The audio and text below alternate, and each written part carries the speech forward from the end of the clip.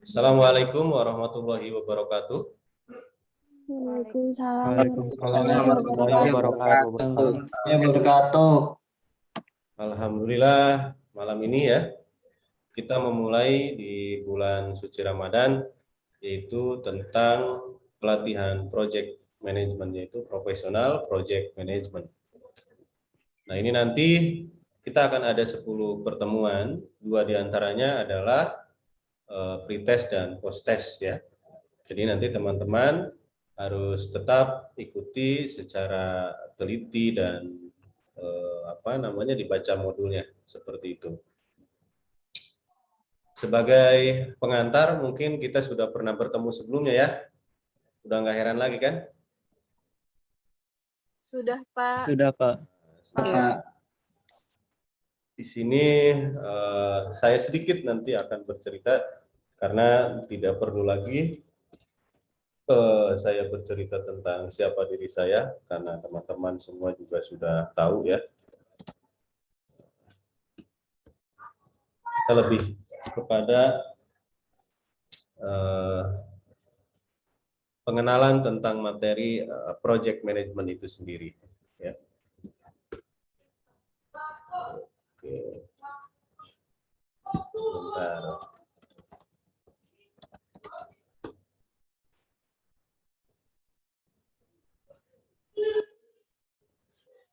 Oke.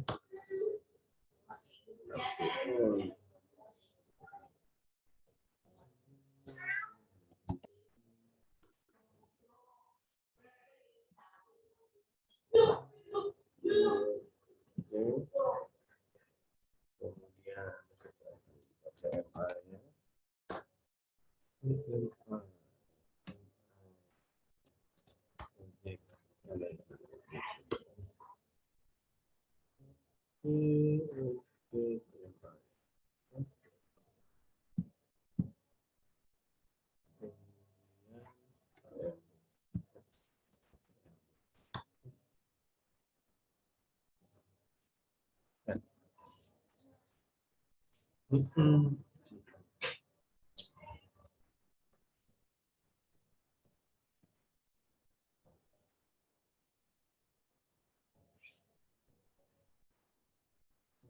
Itu tadi gimana caranya? Oke. Nah, baik, di sini saya akan menjelaskan sebetulnya apa sih yang kita pelajari gitu kan. Kenapa sih teman-teman dan apa sih pentingnya untuk mengikuti pelatihan sebagai sertifikasi pendamping ijazah ya.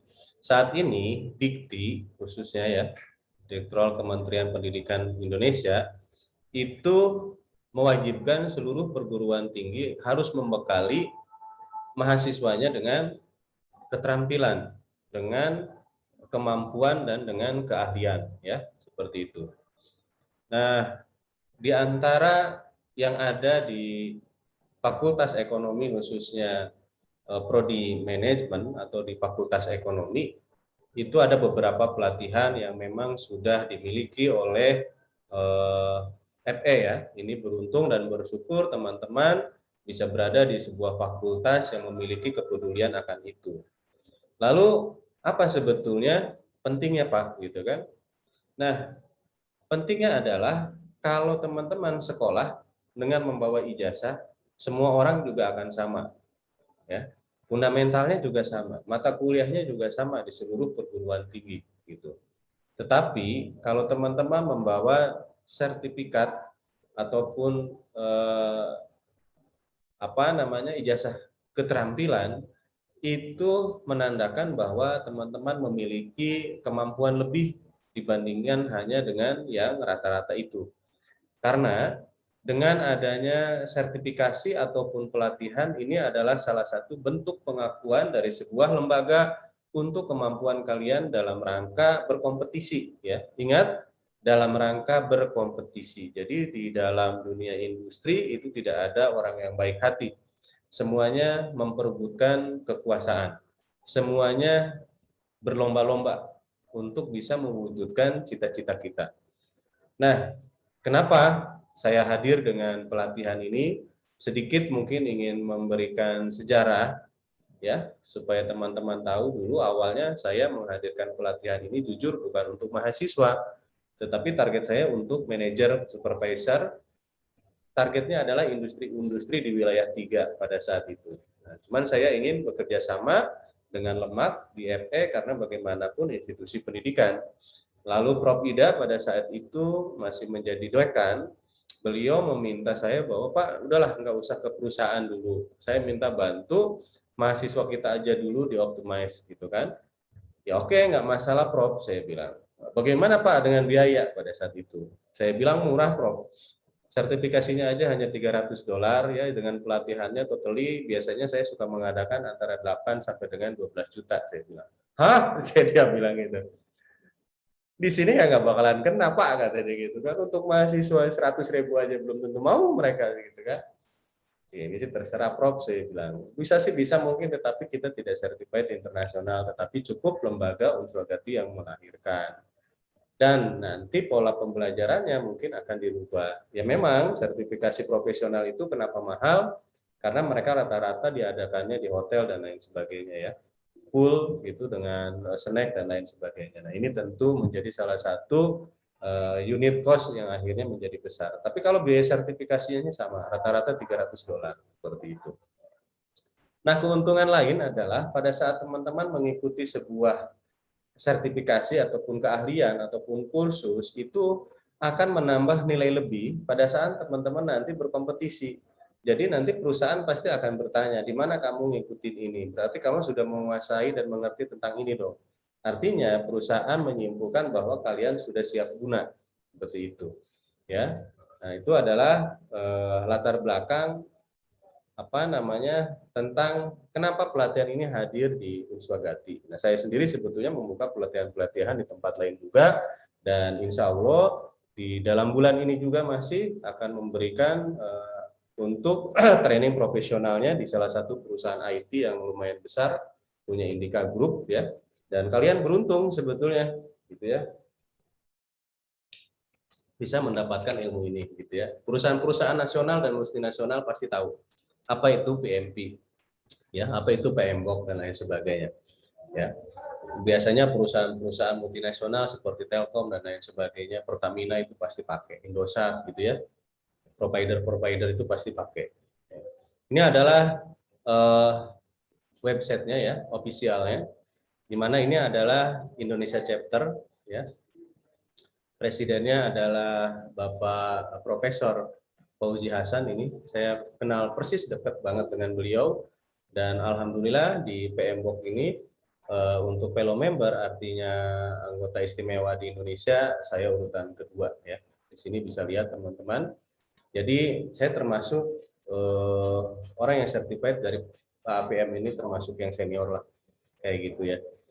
Jadi ya bersyukur akibat daripada apa yang saya jalani dan apa yang saya pelajari di sini, manfaatnya sangat banyak. Saya bisa berkontribusi di perusahaan-perusahaan, di lembaga negara, di perguruan tinggi pemerintah, ya salah satunya karena bekal dari apa yang saya pelajari di sini, ya seperti itu. Lalu professional project management itu apa Pak, gitu kan? Nah, ini adalah sebuah pelatihan dan pengakuan secara internasional di bidang project management gitu. Lalu pertanyaannya, apakah project management itu kedengarannya kok seperti orang teknik banget sih, seperti orang sipil banget sih? Seringkali itu yang suka dipertanyakan. Kedengarannya iya, padahal namanya project hampir di dalam seluruh sekup area itu pasti memiliki proyek. Entah itu dunia teknik, ya, telekomunikasi, teknologi, kemudian bahkan pendidikan gitu ya, kemudian apalagi manufaktur, hampir semua pasti ada yang disebut dengan manajemen project. Makanya kenapa ilmu manajemen project ini sangat berguna, karena apa? Di dalamnya ada 10 area ilmu pengetahuan yang nanti akan kita pelajari, dan pada saat nanti kalian gabung dalam sebuah industri, pasti akan ketemu itu. Saya katakan pasti akan ketemu itu. Ya, nah itulah perlunya kita memperkuat diri gitu. Jadi kalau hari gini kalian cuma lulus-lulus doang dengan membawa sertifikat S1, nggak usah kepedean gitu. Karena begitu masuk ke perusahaan, ijazah kalian sama sekali nggak bakalan dilihat. Apalagi perguruan tingginya tidak terakreditasi, apalagi prodinya prodi akreditasinya C, sudah urutan sekian. Ya. Yang akan mereka pertimbangkan adalah satu, keahlian kalian. Biasanya sertifikat kursus mendukung pengalaman organisasi, ya. Nah, itu sangat penting dan sangat mendukung kalian bisa berkompetisi dengan pesaing-pesaing lainnya. Seperti itu. Nah, lalu kalau kita berbicara dari profil saya di sini, ya, itu saya mendapatkan Master Project Management ini kan dari AAPM, ya. AAPM itu adalah American Project Management, ya, American Academy Project Management yang berpusat di Colorado. Nah, ini adalah sebagai lembaga penyelenggara. Kemudian ilmu yang dipelajarinya, ya, itu yang disebut dengan PMI, ya, Project Management Institute, di mana mereka memiliki sebuah knowledge, ya, sebuah pembelajaran, sebuah ilmu, yaitu yang disebut dengan PMBOK. Nah, PMBOK itu adalah standar yang mereka buat, ya, yang disebut dengan PMBOK Guide. Nah, PMBOK Guide itu adalah standar yang mereka buat, ya, di dalam pengelolaan proyek, ya, di dunia ini. Yang paling populer itu memang yang paling dikenal itu paling tidak ada dua, ya. Yang pertama adalah PMI, ya, PMBOK ini, kemudian yang kedua adalah Prince2. Nah, itu lahir di Prancis, kalau ini dari Amerika.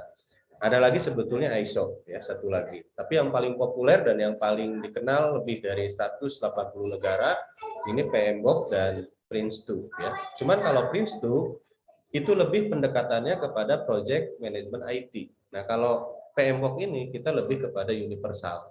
Jadi sangat cocok untuk teman-teman dari manajemen mempelajari ini. Seperti itu, ya. Jadi walaupun nanti teman-teman belajar di Uswagati, kemudian dengan sertifikasi dari Lembaga Manajemen dan Akuntansi UGJ, tapi ilmu yang kalian dapat itu sudah berstandar internasional. Kemudian apa Pak kelebihannya? Kelebihannya pada saat kalian ingin sertifikasi, ya, ingin certified, itu sudah tidak perlu lagi melakukan training, tetapi cukup dengan melakukan sertifikasinya saja, ya, melakukan sertifikasinya saja.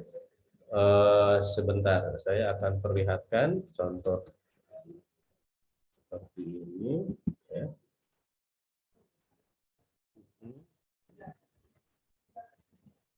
Ini kita pengantar dulu, ya. Nah, ini kemarin kebetulan saya diminta oleh salah satu perusahaan teknologi di Jakarta, ya, punyanya Indika Group, Indika Energi, mungkin teman-teman bisa searching di sana. Kebetulan dia menanyakan bahwa mereka ingin sekali mensertified anak buahnya, gitu ya, supaya pemahaman tentang project management itu jauh lebih bagus, ya. Ini adalah beberapa prototipe saya, pengalaman saya, dan segala macam di sini. Kemarin itu ininya mana ya? Sebentar. Saya ingin memperlihatkan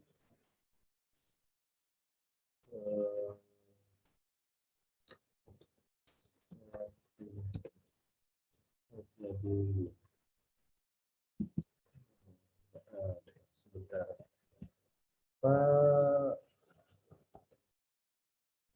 Oke. Oke, oh ini dia. Saya buat di mana ini? Nah, ini ada beberapa sertifikasi yang pernah saya ikuti, dan kenapa saya sangat gemar sekali untuk mengambil pelatihan-pelatihan ini, karena sertifikat kompetensi adalah salah satu sertifikat yang paling dilirik oleh perusahaan. Mengapa demikian?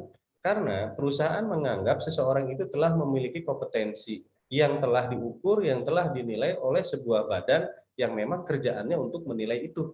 Nah, gitu. Artinya ini adalah pengakuan.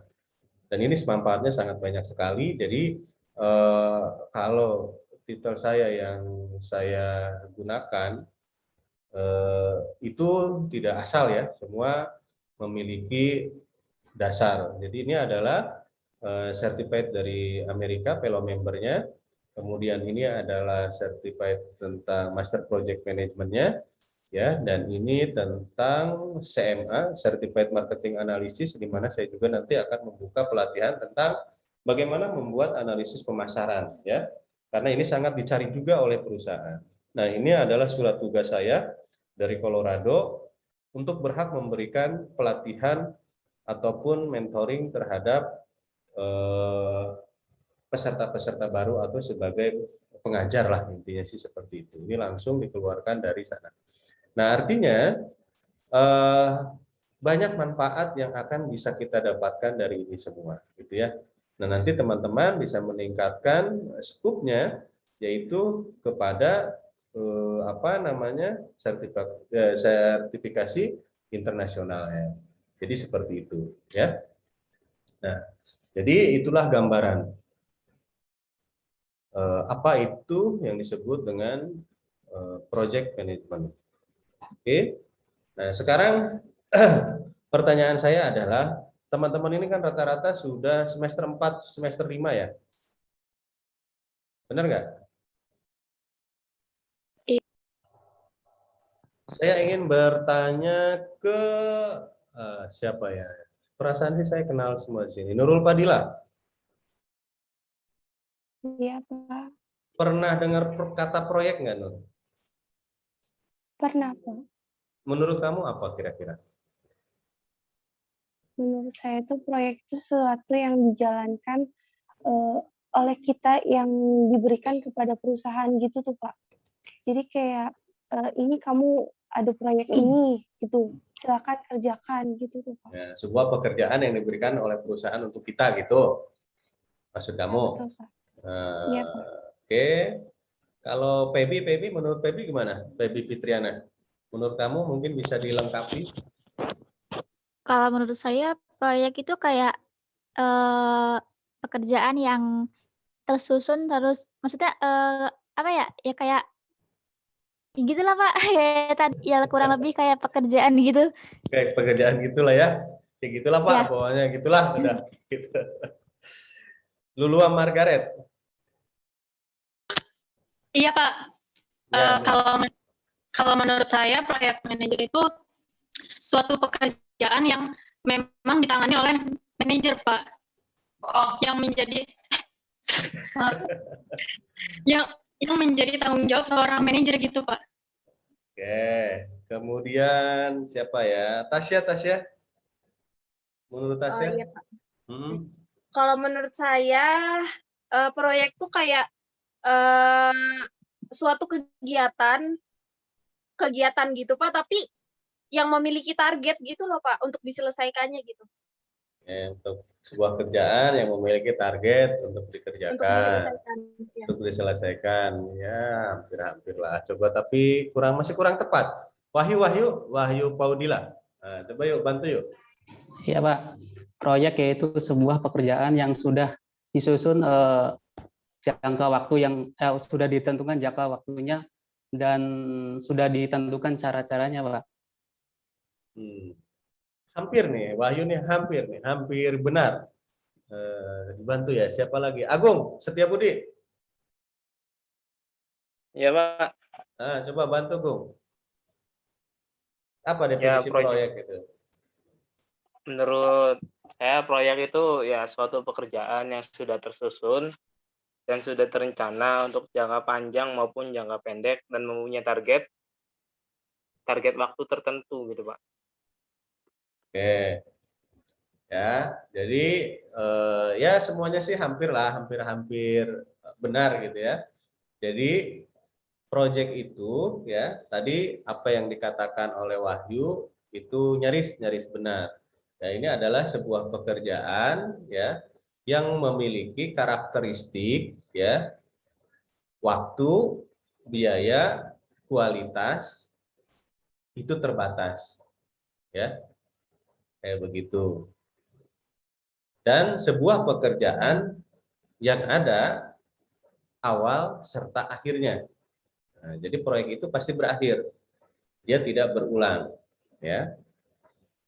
Oke, kalau kita sudah paham nih bahwa sebuah proyek adalah sesuatu yang terbatas, kan kalau ada awal sama akhir adalah terbatas toh.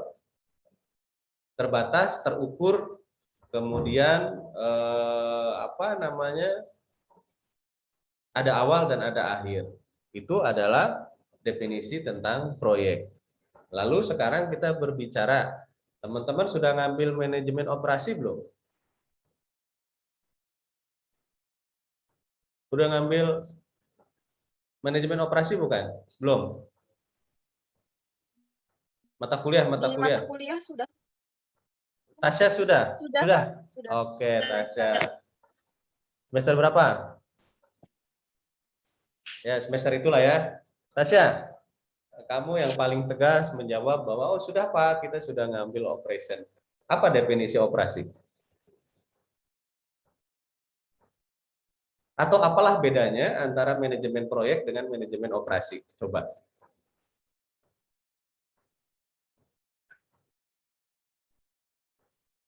Ini makhluknya mirip-mirip sama gitu kan. Tapi dia punya karakteristik. Tetapi walaupun nanti berbeda, ada keberlanjutannya gitu, ada hubungannya. Ya. Mana? Nyari orang ganteng dulu nih. Rikianto. Monitor Rikianto? Oh, nggak monitor dia. Dedi Ferdian. Ah, Riki. Riki, menurutmu Riki, kira-kira operasi itu apa? Manajemen operasi itu apa? Atau operasional itu apa?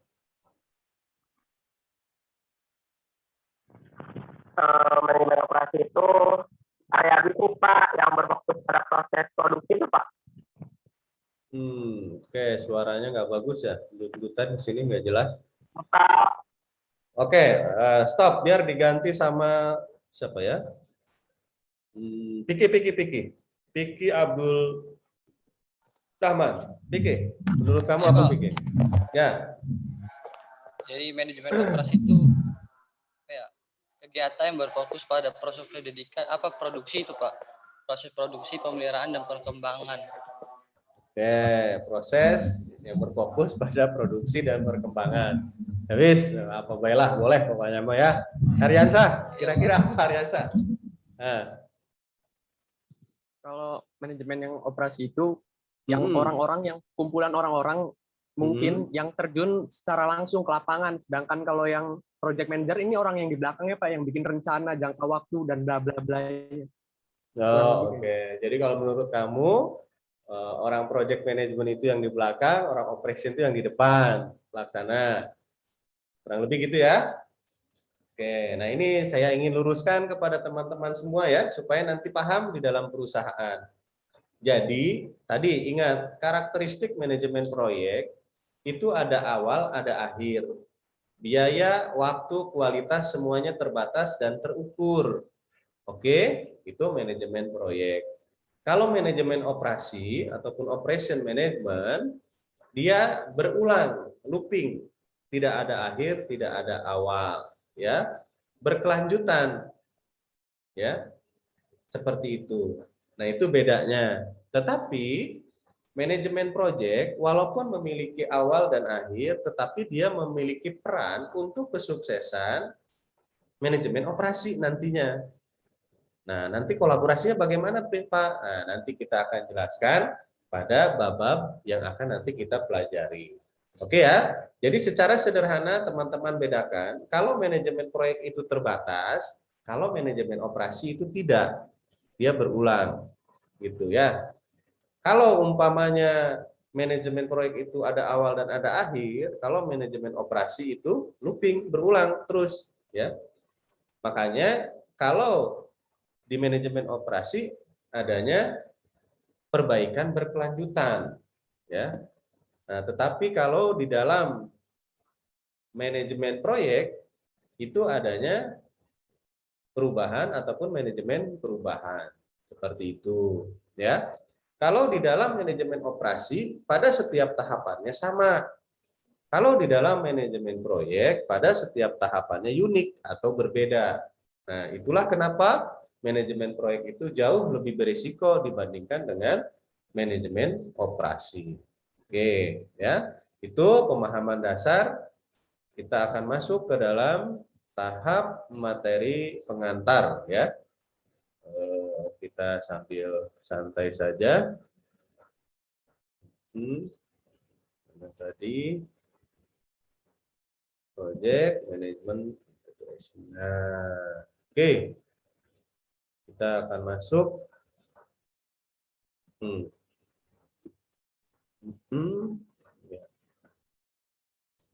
Ya.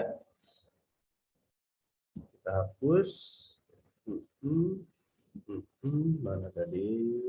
Oke. Kelihatan ini project integration manajemennya? Kelihatan, Pak. Nah, Kelihatan, Pak. kelihatan ya. Oke, Pak, kita lanjut. Pertama bahasan kita adalah project ya.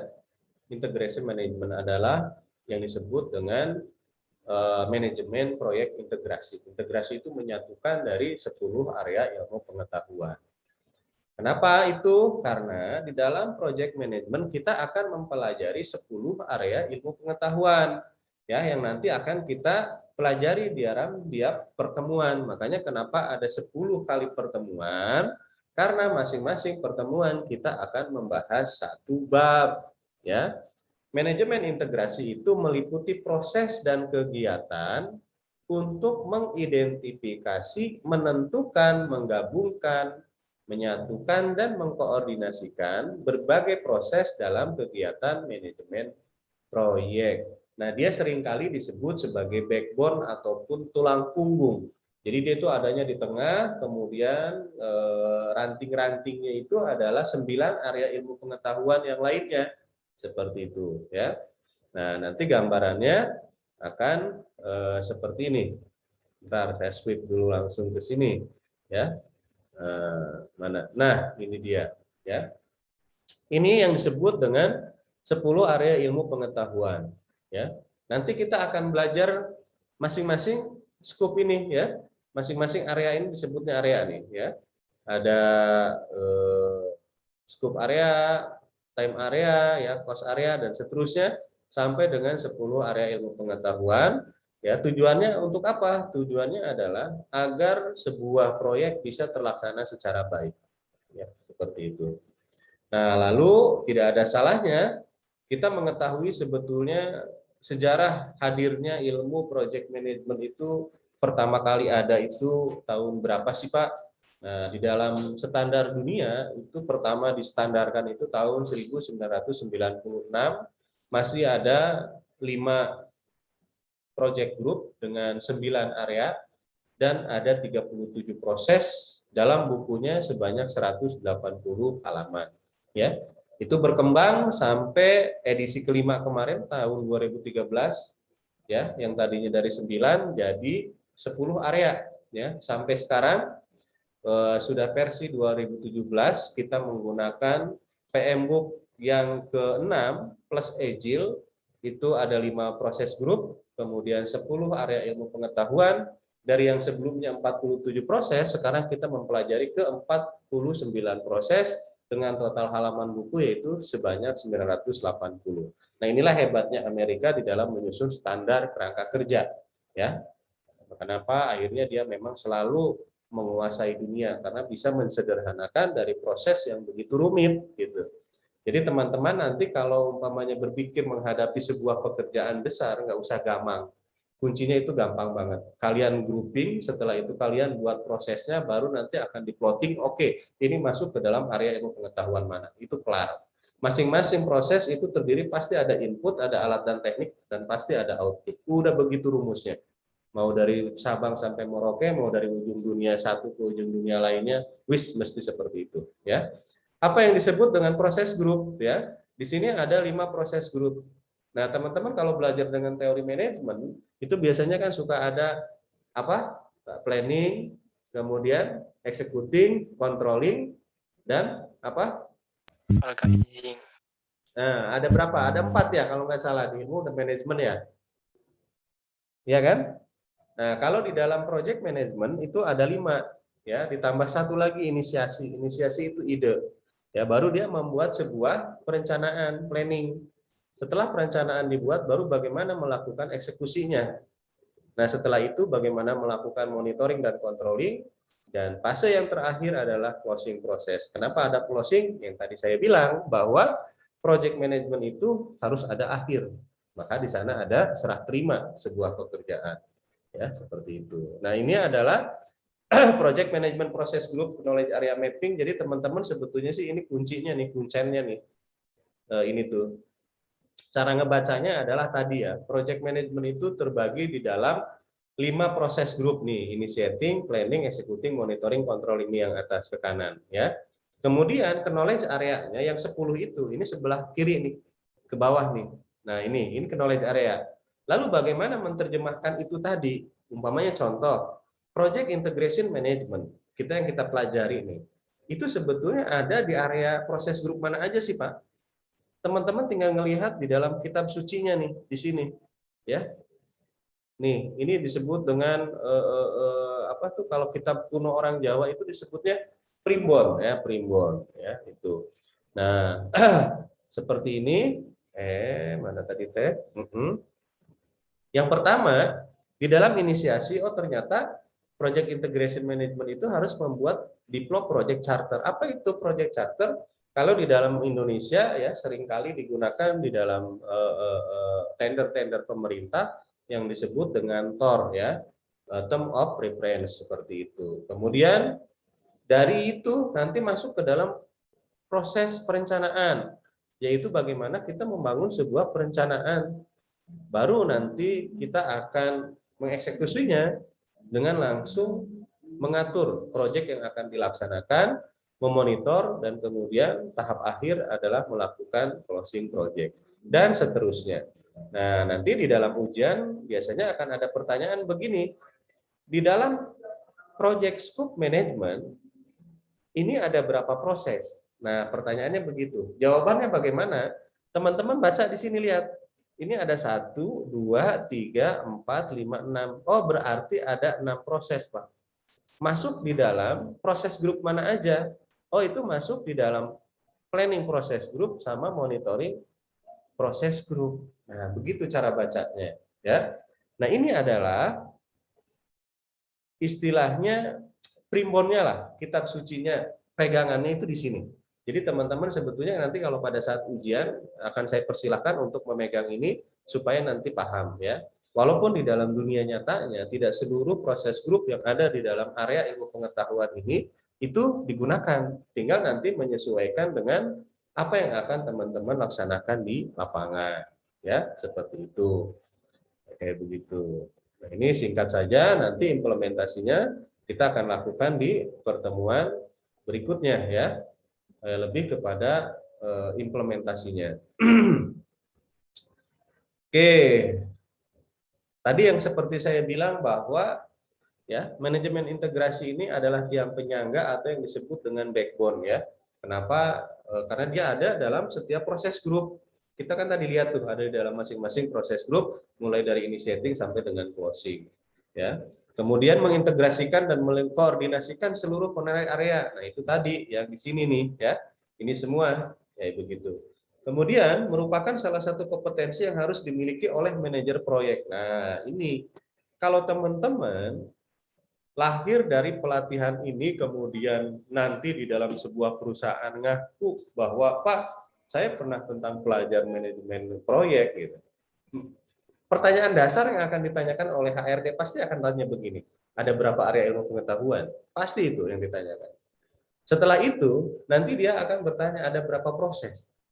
Kayak gitu. Ada berapa proses grup? Ya. Kemudian nanti ada berapa proses? Itu pasti ditanya, karena standar itu di seluruh dunia sama. Dan HRD, manajemen operasi apalagi yang sudah dikuasai oleh teman-teman dari ITB, untuk PMBOK ini mereka ngelotot. Ya, mereka paham betul. Seperti itu. Makanya harus dikuasai betul ya. Ini harus di luar kepala ini nanti. Kayak gitu. Nah, tetapi nah ini ya. Dari 10 area ilmu pengetahuan itu tadi yang kita bicarakan, ini ada intinya, ada intisarinya ya. Dari 10 area ilmu pengetahuan yang kita pelajari sebetulnya yang paling penting itu nanti teman-teman hanya ada 3 sebetulnya. Nanti ya. Itu apa? Waktu, duit, kualitas, dan batasan proyek. Udah, intinya itu.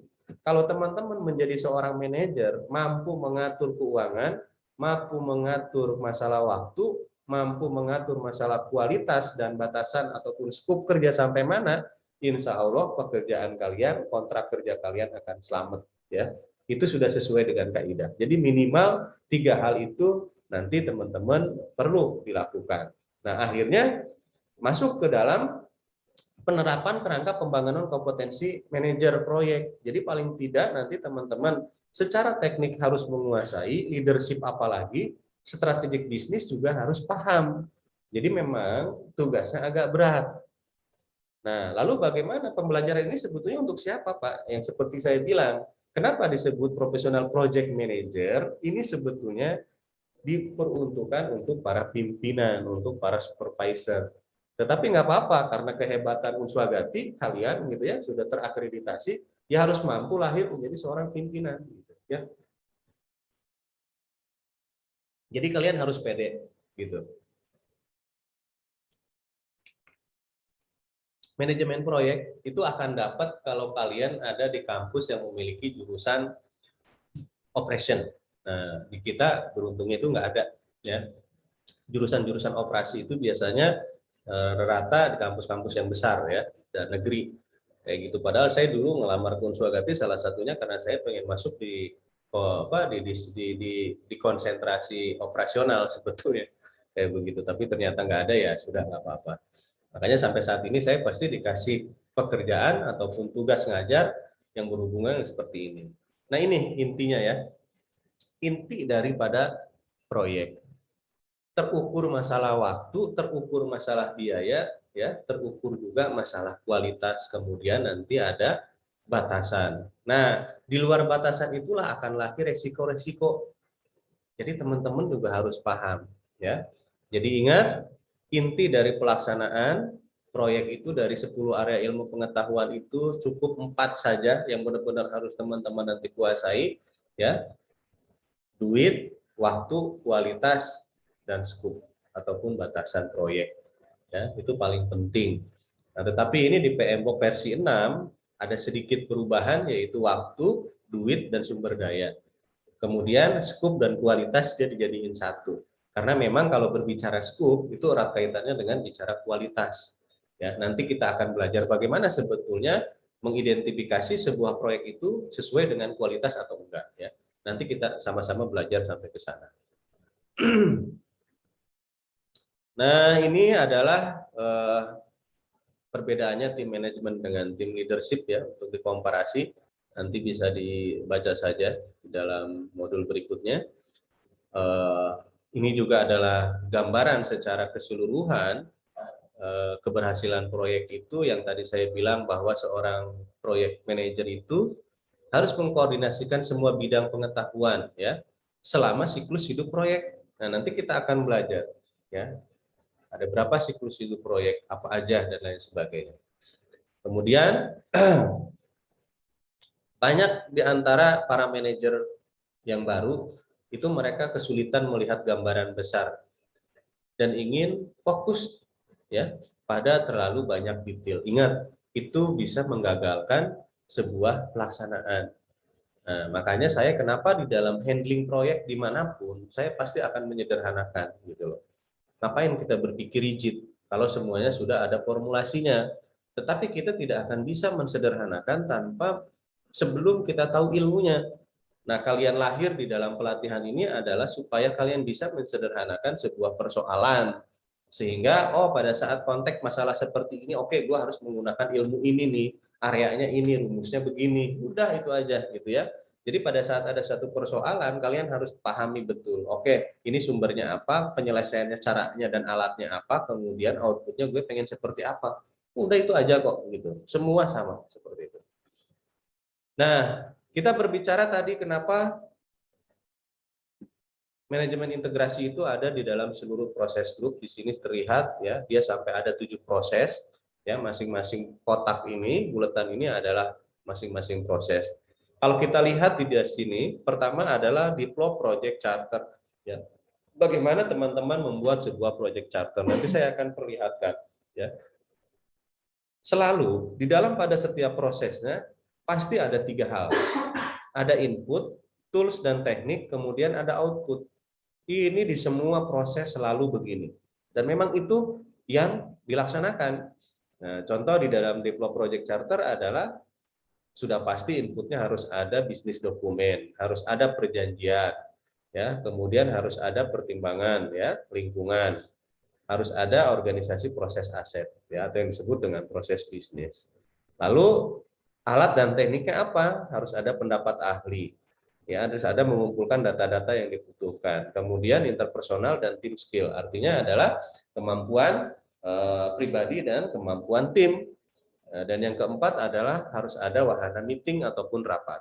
Nah, output daripada ini itu apa? Lahirnya sebuah dokumen yang disebut dengan project charter. Yang kedua adalah asumsi log, ya, seperti itu. Nah, ini begitu juga proses-proses berikutnya.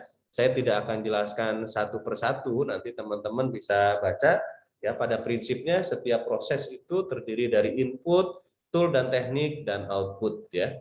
Nanti saya akan jelaskan pada proses-proses yang penting dan yang memang harus dikuasai oleh teman-teman. Nah, lalu pertanyaannya, Pak, di dalam project integration management, sebetulnya yang akan dilahirkan itu apa, Pak? Nah, yang akan dilahirkan di sini itu adalah project charter, ya. Apa itu project charter? Yang tadi saya sebutkan itu adalah yang disebut dengan term of reference atau gambaran kesimpulan dari keseluruhan proses pekerjaan yang akan kita laksanakan. Itu yang disebut dengan project charter, ya. Oke, secara sederhananya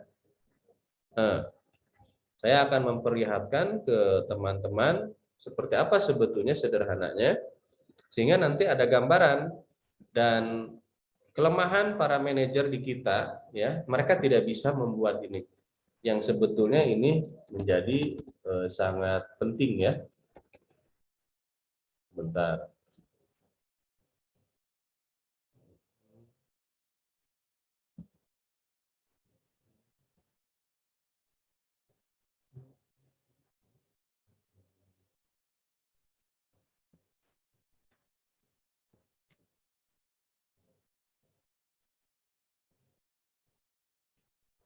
Nah, coba saya lihat dulu ini.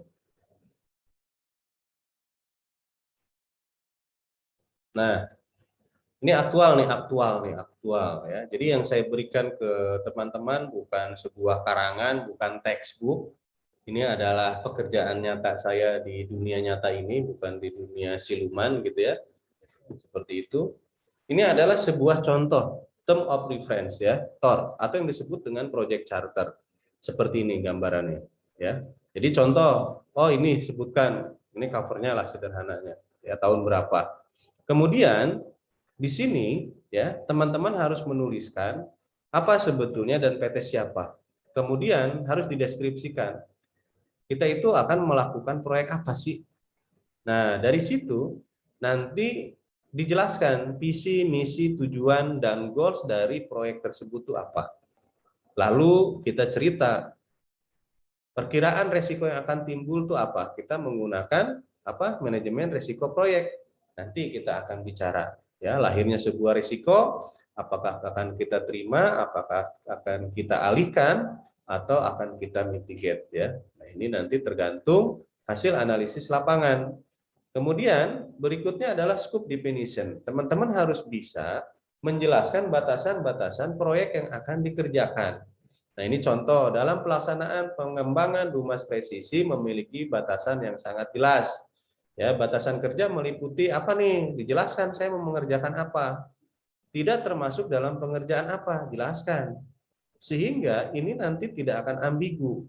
Ini tidak akan diperdebatkan. Gitu ya, karena ini nanti pada akhirnya akan masuk ke dalam perjanjian, akan masuk ke dalam blueprint, akan masuk kepada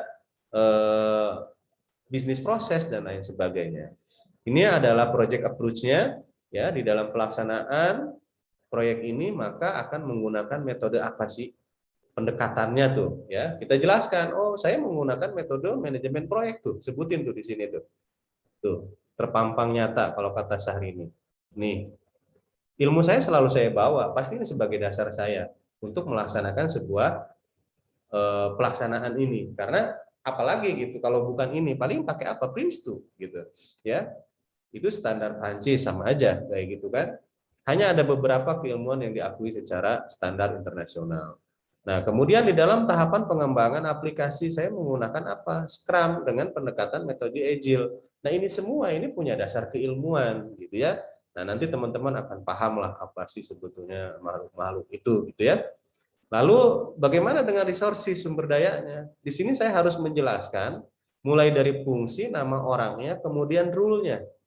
Harus menjelaskan peran masing-masing orang secara garis besar. Nah, saya di sini nanti punya siapa, mereka tugasnya apa, itu harus jelas. Berikutnya adalah project deliverable. Apa sih sebetulnya yang dihasilkan dari pekerjaan itu? Jelaskan juga gitu ya. Lalu waktu untuk mengeksekusi pelaksanaannya itu kapan? Nah, inilah yang nanti kita akan belajar apa yang disebut dengan network project time schedule ya, itu yang disebut dengan network diagram. Nah, nanti kita akan belajar di sini ya. Teman-teman akan belajar bagaimana cara menghitung waktu tercepat, bagaimana cara menghitung waktu terlambat, bagaimana mengidentifikasi waktu kritis, semuanya nanti kita akan tahu ya. Kemudian kita juga nanti sudah akan tahu lintasan-lintasan untuk menghindari jalur-jalur kritis itu melalui mana dan berapa hari, serta nanti akan keluar imbas biaya berapa, semuanya nanti ada di dalam sebuah gambaran. Yang semuanya itu dibuat berdasarkan ilmu pengetahuan ya, tidak ujuk-ujuk gitu ya. Nah, ini yang sehingga inilah nanti yang harus teman-teman bisa lakukan. Lalu apa nih harapan, ekspektasi hasil daripada ini gitu ya. Nanti benefit untuk masyarakat apa, untuk internal Polri-nya apa. Ya, kemudian teman-teman juga harus menjelaskan tentang berapa sebetulnya kebutuhan biaya yang dibutuhkan di dalam proyek ini, gitu ya. Nah, ini adalah yang disebut dengan proyek charter, ya. Nah, itu masih hangat tuh, proyek charter saya itu belum di-approve ya, belum ditandatangin Kapolri itu. Lumayan lah buat beli bakso tadi nilainya ya kan, kayak gitu. Makanya saya cepet-cepet aja slide-nya, kebaca lagi sama kalian, repot nanti. Minta traktir di warung kopi kan berapa ya nanti? Ya enggak bro? Tawa aja ente. Nah, itu adalah gambaran ya. Jadi intinya, kalau di dalam manajemen proyek, teman-teman harus punya gambaran besar dulu. Gambaran besar itu apa yang disebut? Tadi project charter. Kalau orang pemerintah ngomong, gue buatin TOR dong. Nah, itulah project charter, itu TOR. Ya, jadi gambaran besar sebuah proyek kalian yang akan dilaksanakan dari awal sampai akhir. Nah, itu adalah merupakan kitab sucinya tuh, ya, yang awal. Dari situ nanti akan diturunkan lagi, ya, ke dalam sub-sub bagian. Nah, masuklah nanti ke 9 area ilmu pengetahuan. Nah, pokoknya udah sederhana lah kalau udah punya ilmu itu mah, menghadapi pekerjaan kayak apa juga nyantai aja, ya, seperti itu. Oke, kemudian kita lanjut. Ya sudah, sebentar. Nah, karena tadi. Nah, jadi saya harap apa yang saya sampaikan tentang pengetahuan project management itu apa, teman-teman sudah bisa paham ya. Coba saya tanya ke Dea Lestari, Dea, monitor. Dea, suaranya? Ya, Pak. Oke, coba menurut kamu apa itu project management? Sebuah pekerjaan yang memiliki batasan waktu dan ada awalan dan memiliki awalan memiliki awal dan akhir, ya. Memiliki awal dan akhir, tetapi memiliki peran dalam keberlangsungan operasi. Oke, nggak sia-sialah ya, sesuai dengan ketegasan alismu itu, walaupun gelap tetap terlihat nyata. Dia ini kayaknya saudaraan sama Nurul Fadilah ya? Enggak, Pak. Oh enggak, mirip-mirip. Orang Cirebon tuh mirip-mirip. Saya suka bedain Saya itu. bukan orang Cirebon, Pak. Oh bukan, salah lagi saya. Sudahlah. Orang mana kamu? Kuningan. Oh orang Kuningan ya. Luar biasa lah. Berarti siapa tuh? Anies Baswedan ya. Siapa ya? Bayu. Nah, Iya, Pak. jadi apa yang dimaksud dengan manajemen integrasi tadi? Manajemen integrasi itu meliputi proses kegiatan untuk mengidentifikasi atau menentukan dan mengembangkan proyek, Pak. Gitu, Pak. Oke. Sip ya. Mantap lah. Kemudian Pakih. Tadi kalau kita berbicara proyek punya awal dan akhir, kemudian ada keterbatasan baik dari waktu, biaya maupun kualitas. Kalau operation gimana Pak? Definisi manajemen operasi? Fikih tak, Pak? Iya, Fikih Abdul Rahman. Tadi gimana, Pak? Manajemen operasi, definisinya apa? Tadi proses. Ya sudah. Tadi Tuh Kenapa? kamu disenyumin sama dia tuh. Hah? Bagus disenyumin dia. Coba kalau disenyumin sama si Bayu. Jeruk makan jeruk gitu ya kan? Rifki, kamu kelihatan rambutnya aja. Apa manajemen operasi, Rifki?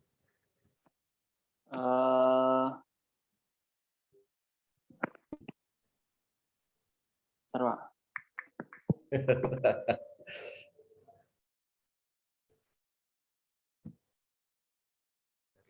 Rifki, ayo Rifki. Sudah sambil nyari dulu bahannya. Zikri, Fatur Rahman, jawab pertanyaan saya. Yang akan kita pelajari di dalam project management berbasis PMBOK ada berapa area ilmu pengetahuan? Audio. Zikri audio. Zikri Fatur Rahman. Iya, Pak. Ya, ada berapa area ilmu pengetahuan? Siapa? Kagak nyimak, ketrok pisan ya. Wildan, ada berapa area ilmu pengetahuan Wildan? Ada 10, Pak. Ada 10. Oke. Kemudian berikutnya Heriansa. Dari 10 area ilmu pengetahuan itu terbagi ke dalam berapa proses grup?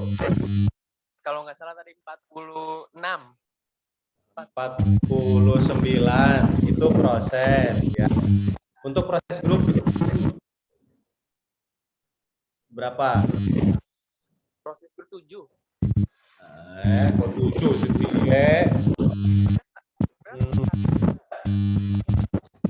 Yang salah kamu ya? Audio kamu ya rusak ya?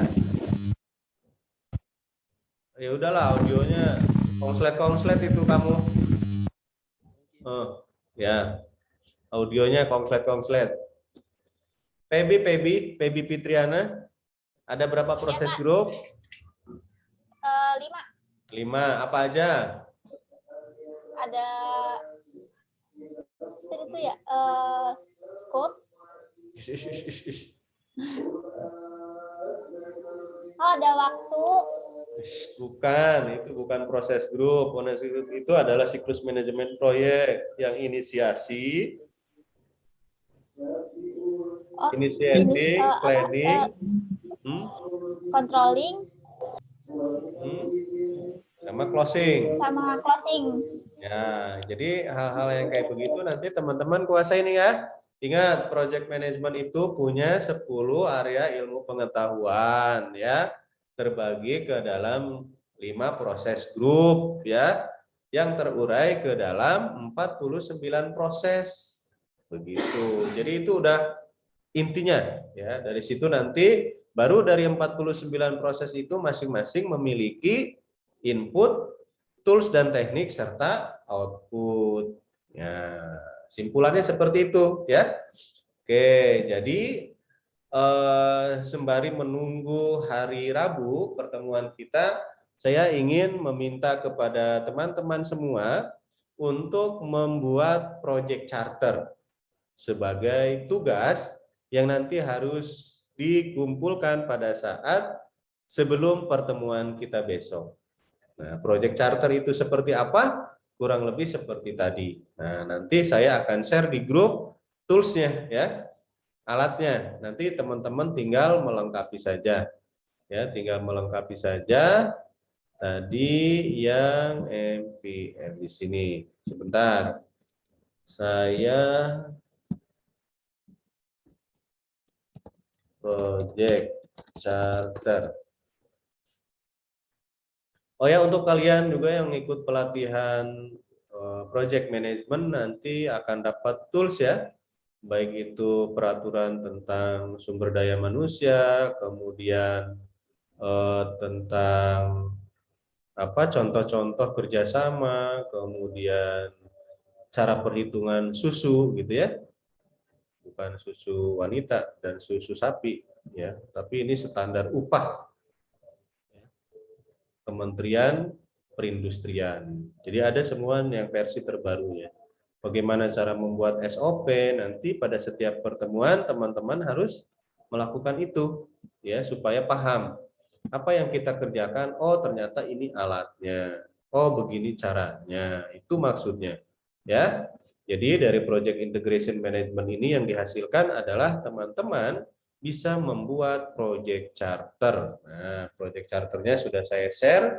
Nanti silahkan dibuat. Lalu bagaimana cara buatnya? Cara buatnya adalah asumsikan teman-teman membuat proyek. Apa aja? Boleh event organizer, boleh wedding planner, boleh sipil, boleh IT, boleh teknik, bangunan, kemudian teknik sipil, teknik komputer, wis macam-macam. Yang jelas mereka yang memiliki karakteristik proyek ya. Atau boleh juga yang suka ngajar di PAUD, umpamanya membikin proyek PAUD deh, membikin proyek musola dan lain sebagainya, silakan ya. Tidak usah menilai besar, yang sesuai dengan kemampuan kalian dan sepengetahuan kalian. Jadi tidak usah kalian membuat project charter, wah mau membangun mall di lahan seluas 1000 hektar, ya nggak gitu juga saya minta ya. Saya nggak minta seperti itu. Jadi saya minta ke teman-teman bahwa, oh oke Pak, saya punya planning nih, ingin membuat sebuah usaha kios deh. Nah itu, bikin tuh project charternya. Ya, tadi judulnya membuat proyek kios. Nah, kemudian nanti visinya apa? Ya menjadi kios yang paling ramai di gang saya, kayak gitu. Kemudian misinya apa? Mampu menghidupi keluarga saya selama 5 tahun ke depan, umpamanya gitu. Ya. Kemudian nanti teman-teman buat tuh, ya mulai dari awal penyiapan bahannya segala macam, kemudian nanti habis berapa, bagaimana dan lain sebagainya, resiko yang timbul. Ya itu nanti dijelaskan di dalam project charter yang tadi. Nah, project charter yang tadi itu harus jadi, ingat ya, harus jadi, karena itu akan kita gunakan untuk tugas-tugas berikutnya. Jadi jangan ngasal nanti buatnya. Ya, contoh begini, umpamanya di dalam proyek kalian, katakanlah ingin membuat yang paling gampang adalah yang terlihat fisik deh. Kalau IT kan nggak kelihatan ya. Umpamanya sebuah musola lah ya, sebuah musola gitu. Nah, sebuah musola ini katakanlah di lahan 10 meter. Nah, kemudian teman-teman nanti di sana bikin project charternya. Tadi kan harus ada deskripsi proyeknya itu seperti apa. Visi misinya jelaskan. Kemudian nanti risiko yang timbul apa. Nah, risiko yang timbul nanti macam-macam ya, mulai dari kondisi alam, kerjasama, keuangan dan lain sebagainya. Kemudian nanti dari sana sekupnya sampai mana? Nah, kalian jelaskan di dalam bangunan musola itu kalian hanya akan berbicara mulai dari pondasi, dinding sampai atap. Tidak termasuk pengerjaan tamannya umpamanya. Nah, itu begitu ya. Kemudian nanti bagaimana dengan biayanya? Nah, biayanya kalian harus bisa mengestimasi. Oh, biaya pondasi sekian, biasa dinding sekian, biaya atap sekian. Secara global dulu. Kemudian waktu yang dihabiskan berapa lama? Oh, oke, untuk pembangunan pondasi kira-kira ya mungkin sekitar seminggu deh, dari tanggal sekian sampai tanggal sekian. Pembangunan dinding, oh ini agak panjang nih karena 10 meter. Oke, umpamanya gue butuh waktu 1 bulan deh dari tanggal sekian sampai tanggal sekian. Oke, untuk pembangunan atap umpamanya hanya 1 minggu. Oke, umpamanya total hanya berarti menghabiskan waktu 6 minggu umpamanya. Nah, seperti itu ya. Kemudian nanti lanjut lagi ke bawahnya, resiko yang timbul, kemudian sumber daya manusia yang dibutuhkan. Oke, di tahap pertama pembuatan pondasi, oh gua butuh tukang galian sebanyak 2 orang. Oh, aku butuh tukang dinding, sekian orang. Oh, aku butuh tukang atap sekian orang. Nah, itu harus didefinisikan di awal. Ya. Kemudian nanti berikutnya lain-lainnya nanti teman-teman lihat seperti kerangka-kerangka isian yang sudah tadi saya share ke grup ya di sini, sehingga nanti silakan itu sebagai contoh ya. Nah, di sini ada asumsinya kalian adalah sebagai project manajernya ya. Ada risiko, deliverable, scope definition, di sini sudah ada contoh-contohnya. Kalian hanya menyesuaikan dengan karakteristik proyek yang ingin kalian buat ya.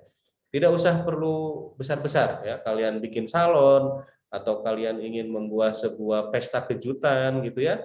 Kalau umpamanya kalian sebagai event organizer itu sebuah proyek juga gitu ya. Nah, seperti itu. Oke, dari sini jelas? Ya.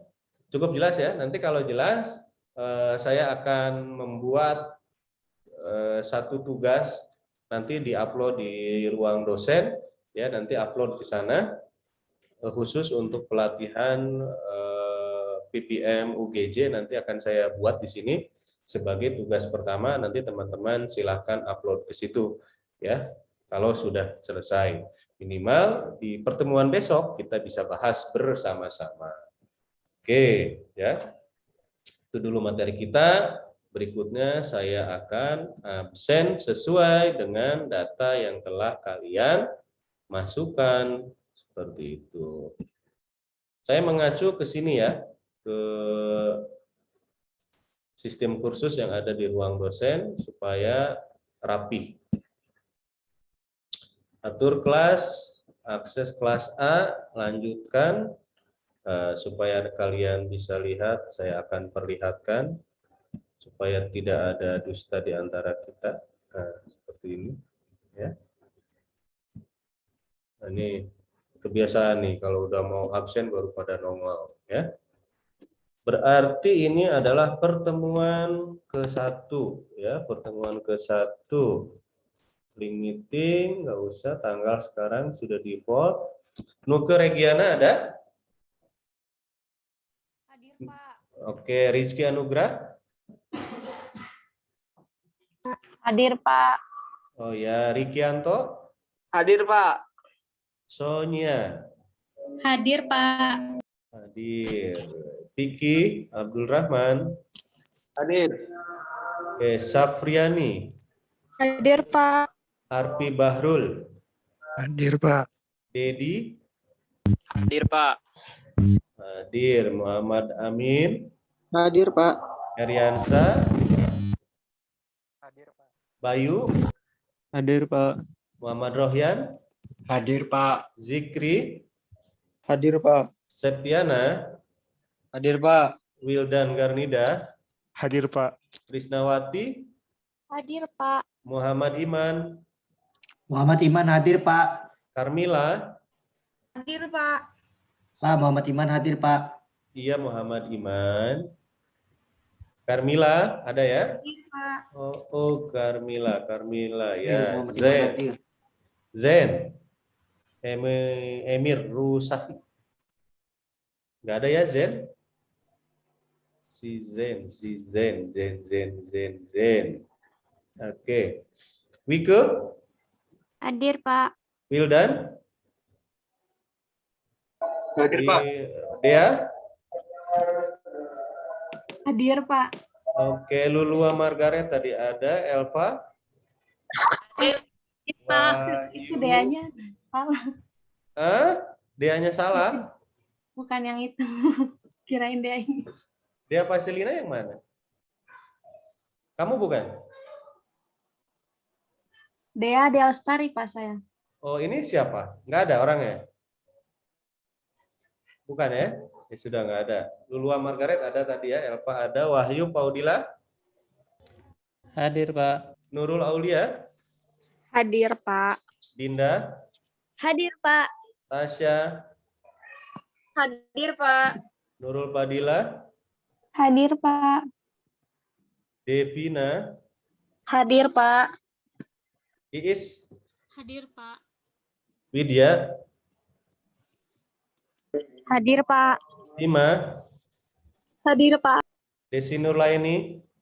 Hadir. Agung Setiabudi, ada Inka, ada Rahmat Hadir, Muhammad Farhan. Hadir, Pak. Yaro Arianti.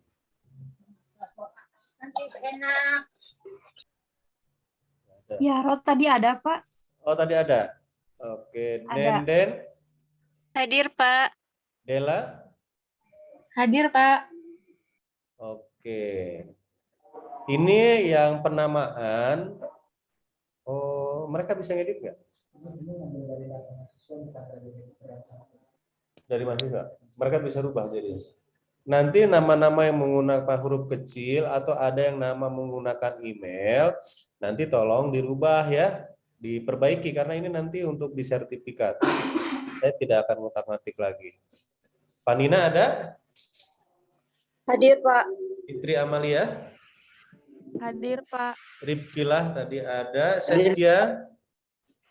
Hadir, Pak. Tahiyatul Ajijah? Hadir, Pak.